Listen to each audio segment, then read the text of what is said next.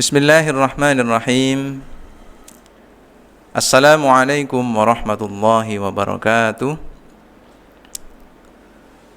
Alhamdulillah, nahmaduhu wa nasta'inuhu wa nastaghfiruh, wa na'udzu billahi min syururi anfusina wa sayyiati a'malina. May yahdihillahu fala mudhillalah wa may yudlil fala hadiyalah. Ashhadu an la ilaha illallah wahdahu la syarika lah, wa ashhadu anna Muhammadan abduhu wa rasuluh la nabiyya wa la rasula ba'dah. Qala Allah ta'ala fil Qur'anil Karim, a'udzu billahi minasy syaithanir rajim. Ya ayyuhalladzina amanu taqullaha haqqa tuqatih wa la tamutunna illa wa antum muslimun. Wa qala Rasulullah sallallahu alaihi wasallam, fa innal asdaqal hadisi kitabullah wa khairal hadi hadyu Muhammadin sallallahu alaihi wasallam wa sharral umuri muhdatsatuha wa kullu muhdatsatin bid'ah wa kullu bid'atin dhalalah wa kullu dhalalatin finnar. Alhamdulillah, segala puji dan syukur kita panjatkan kehadiran Allah Subhanahu wa ta'ala. Kita senantiasa dikaruniai berbagai macam kenikmatan dalam kehidupan kita.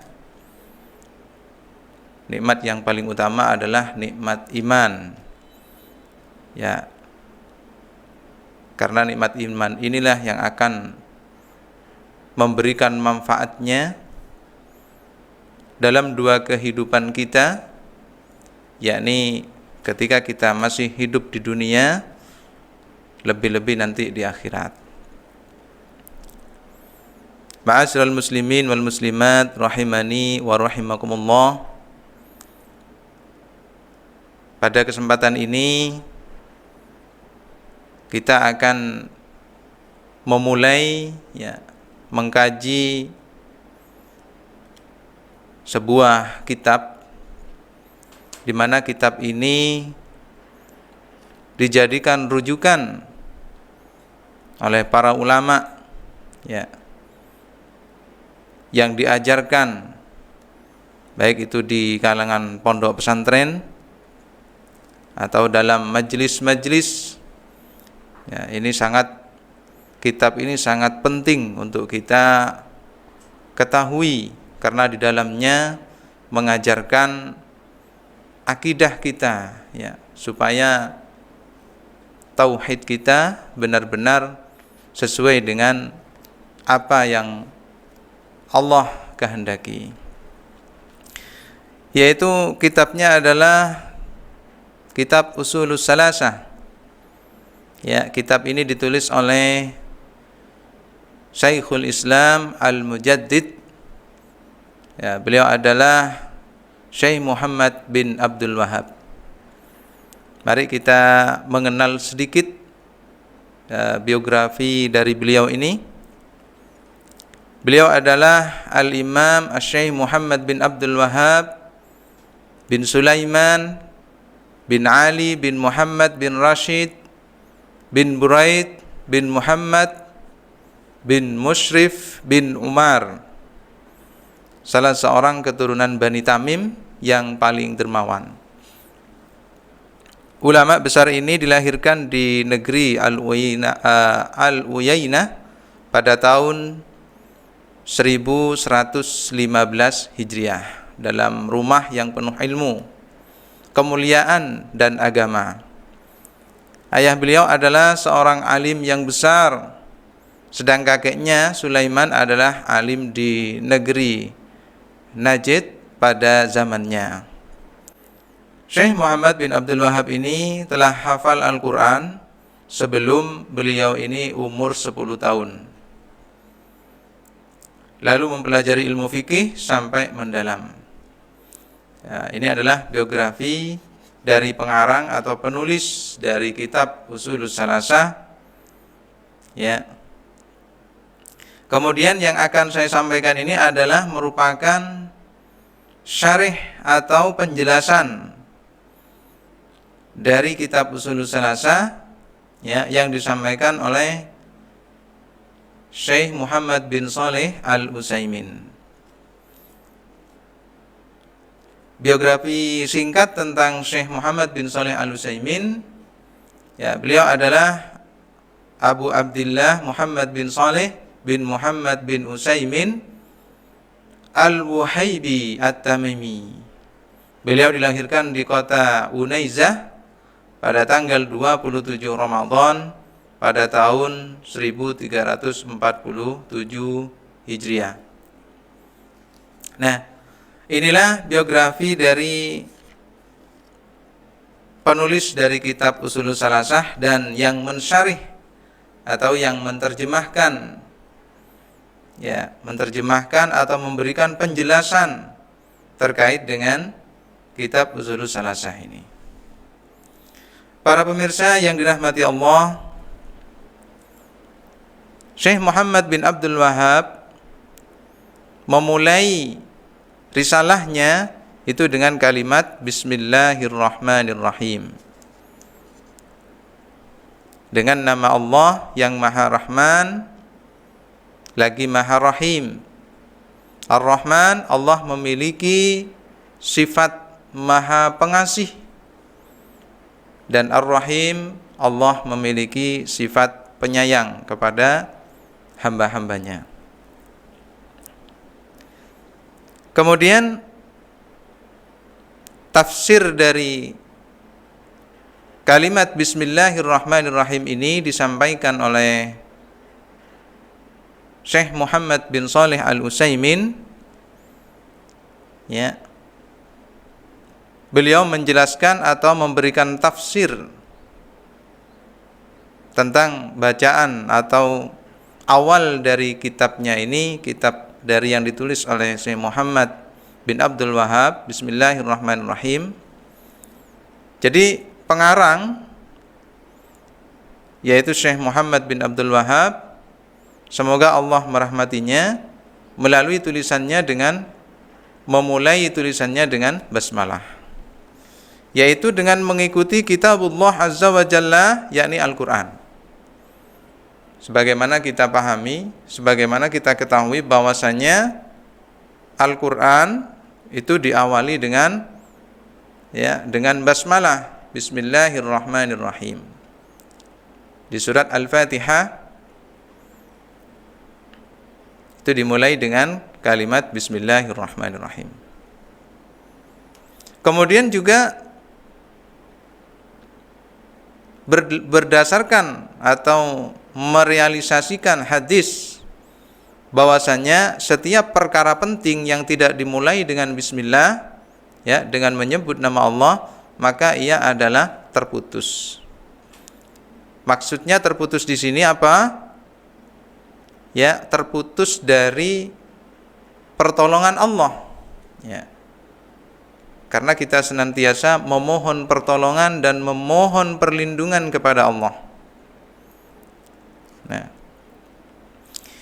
ia juga merupakan realisasi dalam meneladani Rasulullah SAW. Sebab beliau senantiasa memulai tulisan-tulisannya itu dengan basmalah. Ma'asyiral muslimin wal muslimat rahimani wa rahimakumullah. Rasulullah sallallahu alaihi wasallam setiap mau menuliskan apapun itu diawali dengan bismillah.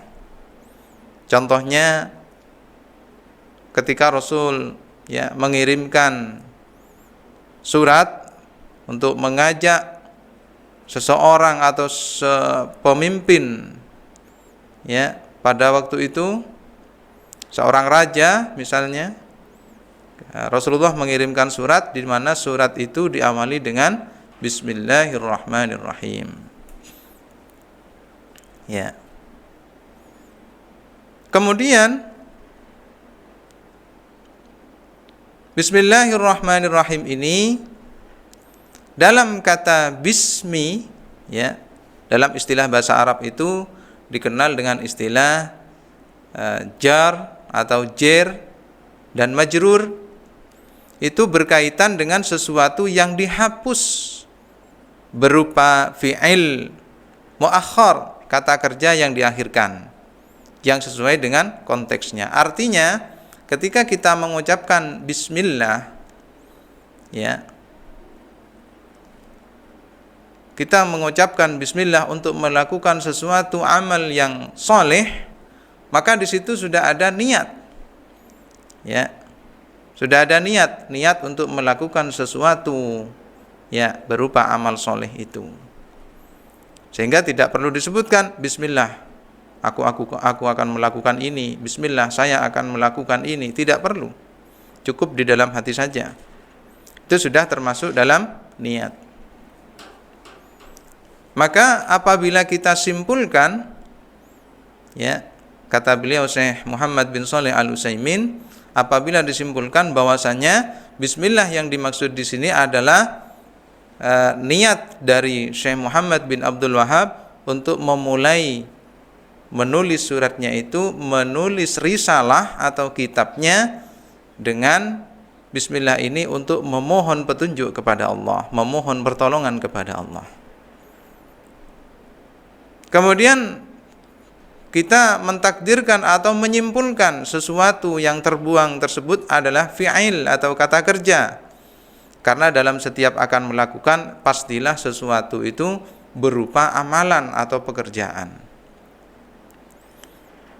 Karena asal dari setiap pekerjaan adalah kata kerja. Jadi setiap kita mau melakukan apapun, ya, diawali dengan bismillah, berarti kita sudah niat untuk melakukan sebuah pekerjaan. Dan juga kita simpulkan, ya, yang muakhkhar tadi adalah untuk dua faidah. Yang pertama untuk tabarruk atau mencari berkah dengan memulai bismillah, menyebut nama Allah Subhanahu wa ta'ala. Jadi setiap kita mau melakukan sesuatu yang baik, ya, berupa amal soleh, kita ucapkan bismillah, maka di situ ada harapan bagi kita untuk mendapatkan keberkahan dari Allah Subhanahu wa ta'ala. Yang kedua, yaitu untuk membatasi sebab mendahulukan, ya, mendahulukan yang muta'alliq atau yang bergantung kepada mahdhuf tadi, yang dihilangkan tadi, artinya yang tidak disebutkan tadi, menunjukkan sebagai pembatasan. Misalnya kita akan melakukan apa? Bismillah, berarti bismillah yang kita ucapkan ini khusus untuk melakukan amalan yang akan kita lakukan pada waktu itu. Kemudian kalau misalnya kita mau melakukan sebuah pekerjaan lagi, amalan lagi, maka kita akan mengucapkan bismillah lagi untuk sesuatu pekerjaan yang lain. Nah, itu tafsir dari bismillah, ya, di mana kalimat bismillah ini adalah di awal kitab yang ditulis oleh Syekh Muhammad bin Abdul Wahhab. Insyaallah untuk awal, ya, kita membahas atau cukup terkait dengan tafsir bismillah dulu. Insyaallah di pertemuan selanjutnya, karena insyaallah ini berkesinambungan, berlanjut sampai selesai pembahasan dari kitab ini. Insyaallah itu yang bisa saya sampaikan, mudah-mudahan ada manfaatnya bagi kita semua. Kita tutup dengan doa kafaratul majlis. Subhanakallahumma wa bihamdika asyhadu an la ilaha illa anta astaghfiruka wa atubu ilaik. Akhiru da'wana assalamualaikum warahmatullahi wabarakatuh.